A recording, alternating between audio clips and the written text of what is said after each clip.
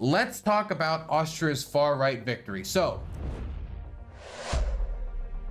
Austria's FPO, which is a far-right, anti-immigration, anti-EU party in Europe, in Austria, got 29% of the vote in Austria. Now, if Donald Trump got that in this upcoming election, I would be doing the worm on camera. But because this is a weird foreign country and they are all mountain German people, they have something called a parliament. Now that might sound like something, off in the space or whatever, from Mars. But what that means is that more than one political party can actually run for office. I know, crazy. Now, before you think we should invade them to give them real American democracy where they'll have Democrats and Republicans like normal people, understand that actually a few other countries have this too. Now, 29% of the vote, while not a lot from our perspective, was enough for them to actually win.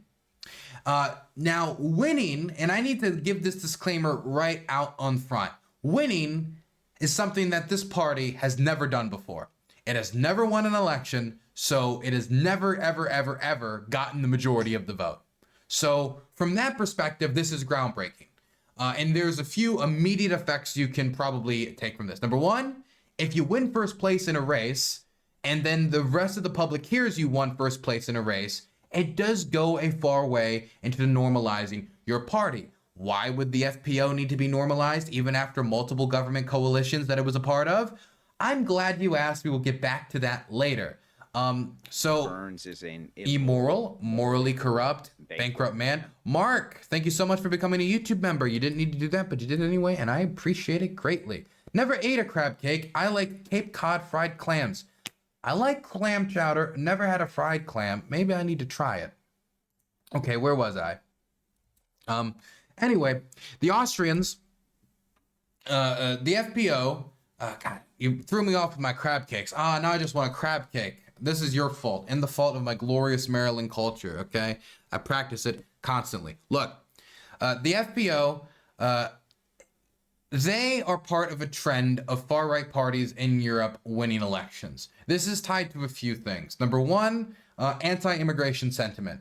The refugee crisis was not handled in Europe necessarily the best way, and it led to certain countries bearing more of the brunt than other countries, and the countries that bore more of the brunt ended up growing resentment. And while some of it can be tied to immigration, other parts of it, if you want my honest perspective, is probably other social ills being pointed at immigration. Low wages, the immigration.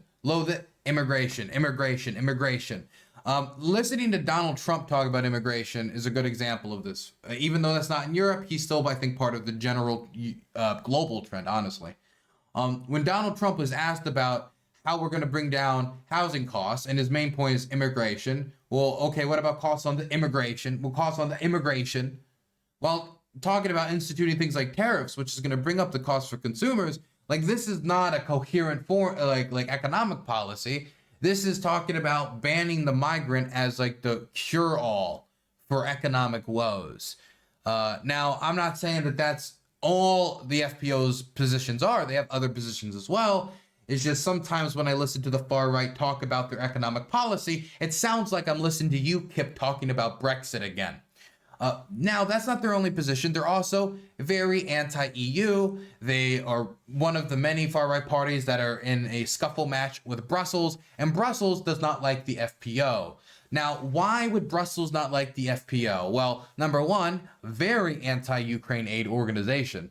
They have claimed, their leader has said that number one, they don't want to send any aid to Ukraine. They want to protect Austria's historic neutrality, which comes from the end of the Second World War and the Cold War, where Austria had this weird status in between because the Red Army occupied, but then decided to leave. You can go search, was convinced to leave, negotiated to leave in return for neutrality, and Austria not joining NATO or any other alliances like that.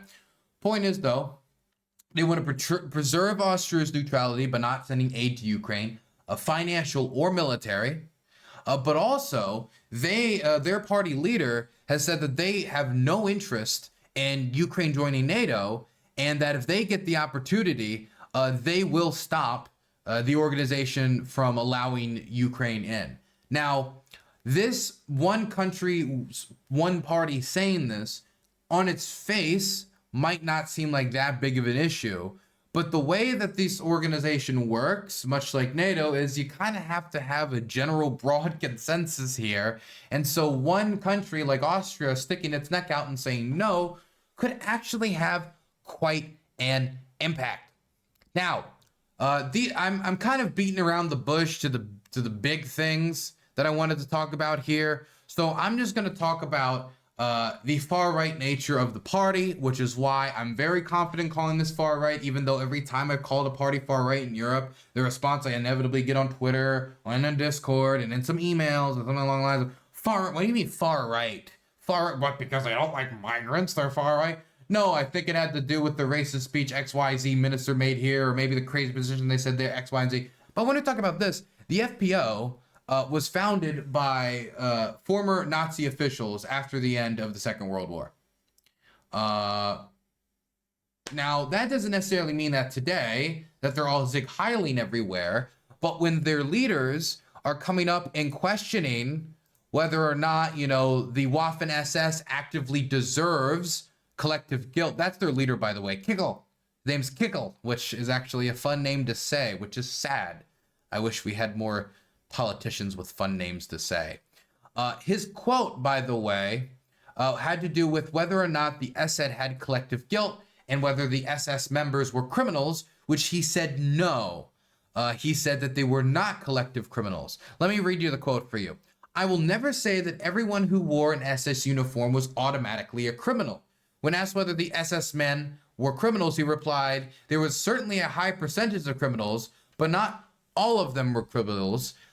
There is no collective liability. Also, he rejected a collective condemnation of members of the Waffen-SS. He seems, that was, I think, in a different interview 14 years before, something along the lines. Point is, the guy does not believe in the same collective guilt that many Germans feel and Austrians feel about the Second World War, and is attacking it as an idea specifically around the organizations that were the most thuggish and horrible. See, the idea about the Second World War that I usually read about is there's the SS, which were the bad guys, and then there's the Wehrmacht, who were the nice guys, which is totally true and should be examined no further whatsoever about massacres they did in other locations and the burning of human beings alive in barns and... No, don't look into it. It doesn't matter. Point is, though, the general narrative that allowed wiggle room for some Germans to have pride in their service to their country was, I was a Wehrmacht soldier serving the fatherland and I just like whatever. But even if that is already a flawed view, like, the idea was that they were concentrating all of the evil in the SS so they could separate it and, you know, put it from the rest of the organization, even though the Wehrmacht also assisted with the Holocaust in other ways, and there were certain logistical and auxiliary tasks. Doesn't matter. Point that matters here, though, is that the SS is almost like universally recognized as the organization that was carrying out this work, that was carrying out the death squads, that was fighting to the end, and was based around loyalty to Hitler, loyalty to the Nazi Party, and was set up separately from the armed forces by people who were devoutly dedicated to Nazism. To be a member of the SS was to be an adherent to Nazism, to the Nazi Party. Like, in the Wehrmacht, you can find people, like, I remember, like, the German with the most Soviet tank kills is not the German that gets the most respect from the Nazi press, because if you were to talk to him, I have to go back and find the story. Somebody in chat who's a bigger World War II nerd might be able to find out. He was not like the raw perspective of a German that they wanted. He was dirty and filthy, and he was kind of vulgar, and he was not like a booming patriot of Nazism. He thought the war was awful, and he, from his perspective, was fighting because he didn't want the war to come back to Germany. That was not what they wanted. They wanted the clean, proper, straight jaw, blue eye, blonde hair baby boy going to crusade against the Bolshevik menace. That's what they wanted. And that was concentrated in the SS. That image, that vibe, everything was concentrated in the SS. And to have the guy leading the party founded by former SS fighters coming out and saying, and SS officials, well, you know, the SS weren't all that bad. It makes you raise an eyebrow or two. There's also the fact that the guy calls himself, this guy Kickel, the People's Chancellor, which if there's one other guy in German Austrian politics, and I do have to say German Austrian politics, okay? Because I do want to, Austria got away with a lot when it comes to their PR after the end of the Second World War. Just saying. But there was only one other German politician that called himself the People's Chancellor, and that man was Adolf Hitler. That isn't to say you can't call yourself of the people, but it's not like he's a moron. I mean, completely. He believes in a lot of crazy conspiracy theories, but he's not like a complete moron. He doesn't know what the history is. You can't. I mean, you go through the Austrian or German education system. It's not like, oh, that Mittler, that Schmittler. I don't remember who that fellow was. That's not a thing that happens very often. Now, putting aside any like Nazi ties or their views on abortion, which I mean are not fantastic, big surprise. The big thing that is relevant for geopolitics is the fact that they're extremely opposed to Ukraine aid, and they have deep ties to the Russians. And when I say deep ties to the Russians, I don't mean that like they liked a meme posted by the Internet Research Agency in Russia, spreading misinformation. I mean, they do that stuff too, but like that's mild compared to the involvement that they had. What we're talking about is weddings hosted by the Austrian foreign minister, at the time, FPO's foreign minister, having Vladimir Putin, you can see it right here, having Vladimir Putin come over and dance. Dance with, who's that, by the way? Vladimir Putin over here dancing and vibing at their party. Okay, so they went and they waltzed with Putin. I mean, does that really mean they have Russian ties? You say while drool goes down your chin and your knuckles drag on the floor. Well, let's just go a little bit more blatant then. What about when their party signed a cooperation pact with Putin's party, United Russia, back in 2016? Now, this might be Radio Free Europe, but you can find other outlets in German covering it in case you think I'm like lying or whatever. An Austrian far-right party has signed a cooperation pact with Russia's ruling party, which is loyal to President Vladimir Putin, the latest sign of ties between the Kremlin and the populist anti-EU parties in Europe. Heinz Christian Strach, the leader of the FPO, he's no longer the leader, now it's Kickel. Kickel, fun name to say. It sounds like the type of thing I would say while having a stroke before I die. Announced 5-year agreements with United Russia and Moscow on December 19th. He said the parties pledged to strengthen political, they agree with the politics of United Russia, push people off the roof, gay propaganda law, raid the gay bars, raid the LGBT facilities, arrest people for saying it's okay to be gay, launch expansion. This is 2016. Russia invaded and annexed Crimea 2 years before. 2 years before this, mind you. So it's not like, oh, wait, Ukraine. I never heard of the Ukraine before. Why is Kanye West? Thank you so much for gifting the tier 1 sub. I appreciate that. Strengthen the friendship and education of young generations in the spirit of patriotism and finding joy in work. Wow. There are ancient cultural and economic lines between Austria and Russia, the party official said in a statement. Austria and Russia, not the Austrian FPO party and United Russia. United Russia didn't exist until like a decade or two ago. I don't know what you mean by like historic ties. Screw your historic ties. This isn't a cultural exchange program. This is an agreement with a political party that is used as a tool for a dictatorship. Now, they have tried to distance themselves from this.